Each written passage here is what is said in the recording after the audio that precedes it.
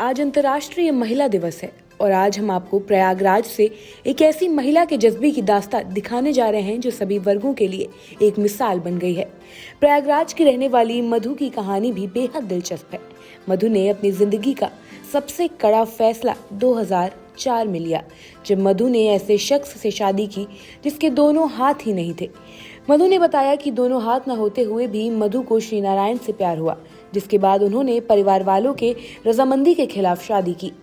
आज मधु श्री नारायण के साथ हर कदम पर साथ दे रही हैं और उनके 3 बच्चे हैं। एक दिव्यांग से शादी करने के बाद मधु के दिल में दिव्यांगों के प्रति कुछ अच्छा करने की सोच दिन पर दिन पैदा होती गई और मधु आज अपने घर में कई दिव्यांग छात्राओं को निःशुल्क शरण देती हैं और उनके रहने और खाने का खर्चा भी उठाती हैं। मधु और उनके पति श्री नारायण हर साल दिव्यांग और गरीबों की सामूहिक शादी भी करवाते हैं। कोरोना काल में मधु अपने पति के साथ मिलकर शहर के कई दिव्यांगों को हर दिन निःशुल्क राहत सामग्री और भोजन सामग्री बांटती नजर आई थी। मधु ने दिव्यांग महिलाओं के लिए सिलाई केंद्र भी खोले हुए हैं, जहां कई दिव्यांग महिलाओं को रोजगार मिला हुआ है। मधु ने जब श्री नारायण से शादी की, उसके कुछ ही साल के बाद श्री नारायण की नौकरी दिव्यांगों के स्कूल में लग गई, जिसके बाद उनके घर की दिक्कतें भी दूर हो गईं।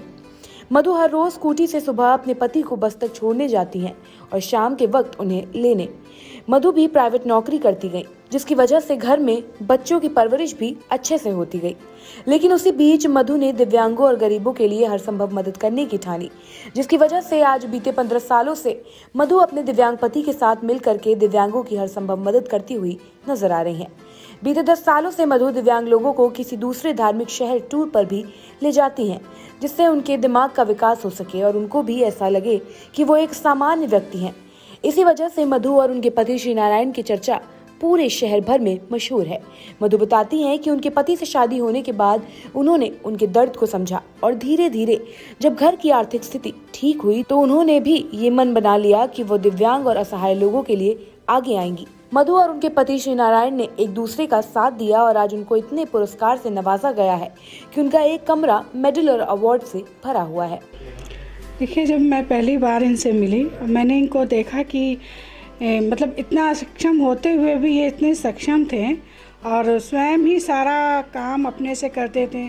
तो इनको मैंने देख के उसी से मैं ही ठान लिया कि नहीं, बस मुझे इनके साथ चलना है और इनकी ताकत बन के इनको आगे सपोर्ट करना है और इनके मतलब इनके उत्साह को बनाए रखना है। सोच मुझे इन्हीं के साथ रहकर ही इनको देख के कि ये इतना अपने दिव्यांग साथियों के लिए इतनी मतलब मदद करते हैं, काम करते हैं, तो इनको ही देख के मुझे प्रेरणा मिली। फिर हम दोनों साथ में ही मिलके आज भी कैसा भी हो, बच्चे की किसी को दुकान, किसी को रोज़गार दिलाना हो, उसके लिए भी हम लोग मिलकर प्रयास करके उनके रोज़गार के लिए आगे बढ़ाते हैं।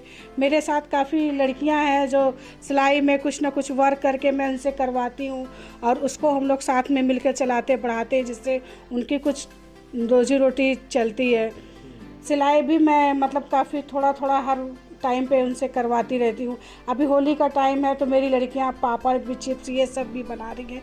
हम लोग निरंतर हमेशा दोनों लोग मिलकर कैसे दिव्यांग बच्चे आगे बढ़े और उनकी कैसे मदद हो सके, ये सब हम लोग निरंतर बस यही सोचते रहते हैं। हाँ, हमारे यहाँ भी बच्चे रहते हैं हमेशा ही, जैसे उनसे संभव जो हमारे से मदद हो सकती है वो हमेशा हम दोनों मिलकर उनकी क्या मदद और उनको आगे बढ़ाए, यही सब हमेशा हम लोग।